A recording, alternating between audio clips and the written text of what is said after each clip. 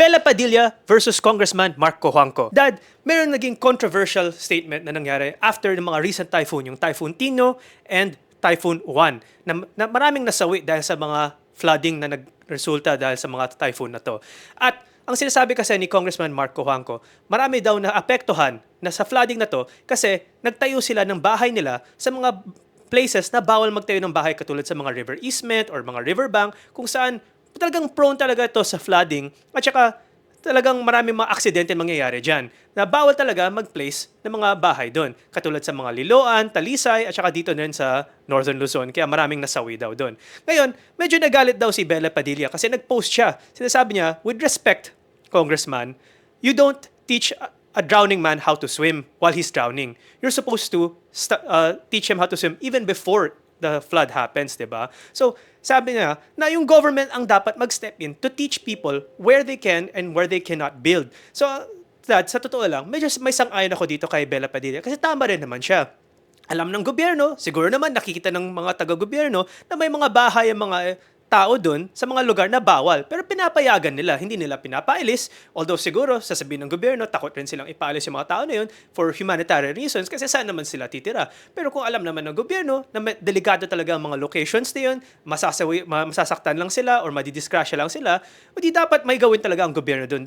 Ano masasabi mo dito? Well, pareho sila may punto de vista kung titingnan mo at titimbangin mo, no? Bakit ka mo? Unahin natin yung kay Congressman Mark Cojuangco, no? At least yung sinasabi ni Mark Cojuangco, tama nga naman na wag natin kaya nagkakaroon ng mga ganitong disgrasya at sakuna is kasi nga maraming nagtatayo ng mga illegal structures sa mga hindi dapat pagtayuan. So tama yung punto na yon, no? Pero kung sasabihin natin sila lamang ang sisisihin natin yung mga kababayan natin na nagtumira doon at tumayo doon, hindi rin tama yon. So meron ding tama si Bella Padilla, sinabi niyang bakit mo kasi sisisihin sila, hindi dapat ang gobyerno, ang pamahalaan ang dapat nagpigil o nagbawal sa kanila na magkaroon ng mga tirahan doon o magtayo doon o magtirik ng kanilang mga tahanan. No? So yun ang dalawang tinitimbang dito. Pero pareho sila may punto.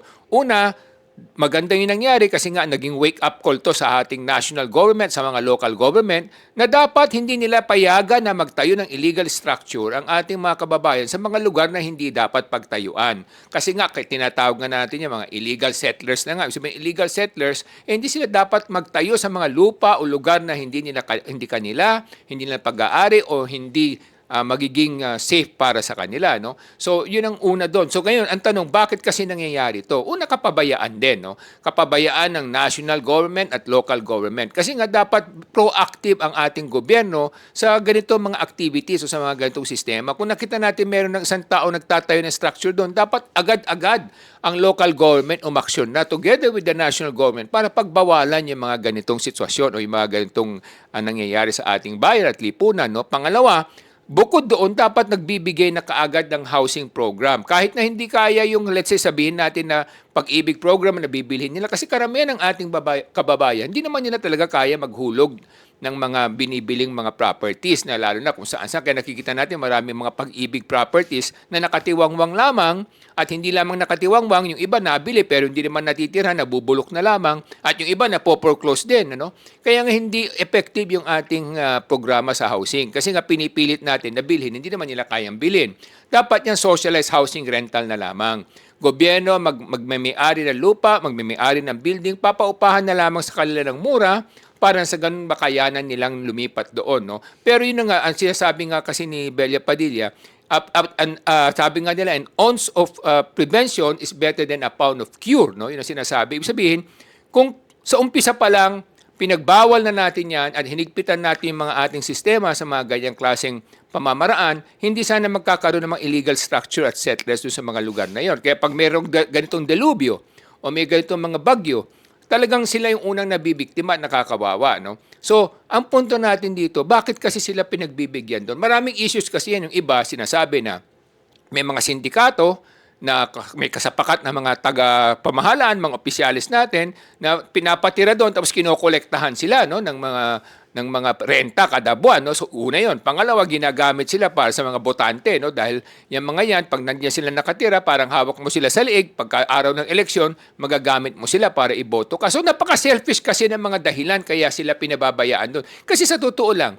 if the local government and national government will do their job properly, hindi talaga makaka-exist yan, hindi talaga makakapagtirik yan o tayo yan ng kanilang tahanan at kanilang mga illegal structure. Kasi nga, ang gobyerno araw-araw nasa kalsada ka, pag local government ka, pag opisyal ka, araw-araw nakikita mo kung ano nangyayari sa bayan mo dahil marami ka rin mga tao nagsusumbong sa iyo at nagkukwento sa iyo at nagre-report sa iyo. So malalaman mo kung mayroong mga dapat sa umpisa pa lang pinipigilan na nila yan at hanapan na lamang na sila ng tamang titirhan. Hindi yung pinababayaan na ganyan. Kasi pag may ganyang kapabayaan, ang ibig sabihin yan yung mga nakaupo o yung mga naka-opisyal natin, hindi nila inaasikaso, ginagampanan yung kanilang katungkulan. So yan, ang pananagutan yan ay dapat ibintang isisi sa ating pamahalaan at lalong-lalo sa mga lokal na ating pamahalaan na sila dapat ang gumagawa ng paraan na tigilan at hindi hayaan na masaktan yung ating mga kababayan sa mga ganitong klaseng sakuna.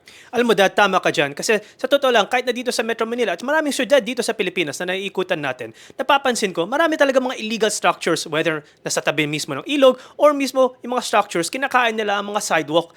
Nagtataka nga ako, ba't pinapayagan to ng mga gobyerno natin, ng local government or national government, na alam naman nila na bawal talaga magtayo dito. At nakikita ko pa lang, mukhang obvious naman na dapat hindi magtayo ng building doon o i-extend yung bahay sa sidewalk o ilagay dito sa ilog. Pero parang may forgiveness or may consent ang ating gobyerno kasi parang pinapabayaan lang nila. So dahil ang sinasabi mo nga dito, nangyayari yung mga illegal structures na to kung saan napapahamak pa ang ating mga kababayan dahil either three reasons lang, no? Either tamad ang mga taga-gobyerno, negligent sila, or corrupt sila. Yun ba, Dad, ang masasabi mo? Well, tama kami. Punta ko doon. Kasi ngayon, katulad sinasabi natin, yung mga ganitong sitwasyon nangyayari to. Kasi ako, marami akong alam na mga illegal settlers areas na may nangongolekta ng renta doon. No? So, kinokolektahan sila. Hindi, siyempre, walang resibo yan, walang papel yan. No? Pero hindi mangyayari yan kung walang suporta o walang basbas ng mga nakaupo sa pamahalaan. Kaya yan ang problema ng ating lipunan. Marami sa ating mga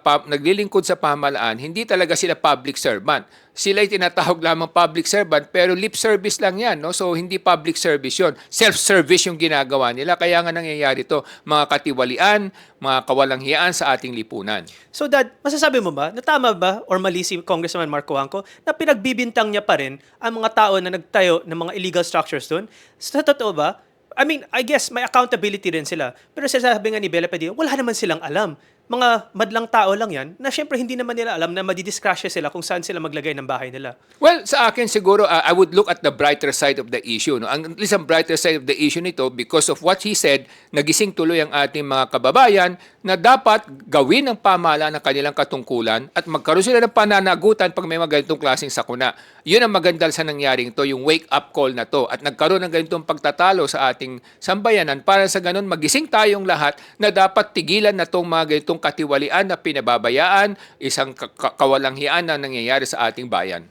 Mga kababayan, alam natin maraming mga calamity ang pupunta dito sa Pilipinas at maraming mga Pilipino nasasaktan. Pero kung gusto natin i-prevent ang mga calamity ito o mga damage sa mga ating mga kababayan, katulad ng sinabi ni Dad, an ounce of prevention is better than a pound of cure. Ang kailangan ng Pilipinas ay mga better leaders, better government officials at para mangyari yun, ang layunin ng Ilocano Defenders Party List ay tumaas ang antas ng edukasyon ng buong Pilipinas para gumanda ang service at quality ng mga leaders natin at lahat ng mamboboto maging mas well-informed, mas educated at mas makakahayahan makapili ng mas magandang mga liderato dito sa Pilipinas. Ako po ay si Solomon Sai, ang inyong kuya ng bayan. Mga minamahal kong kababayan, ang aming isinusulong at aming pinagsisigawan at pinangangalandakan ng walang tigil at walang patid ang ating mga mamumuno at mamamahala, dapat ang uunahin nila ang kapakanan ng sambayanan, pangangalagaan nila ang kinabukasan ng ating mga kabataan at ipaglalaban ang karapatan ng bawat mamayan. Ako po si Michael Sain, yung dad ng bayan.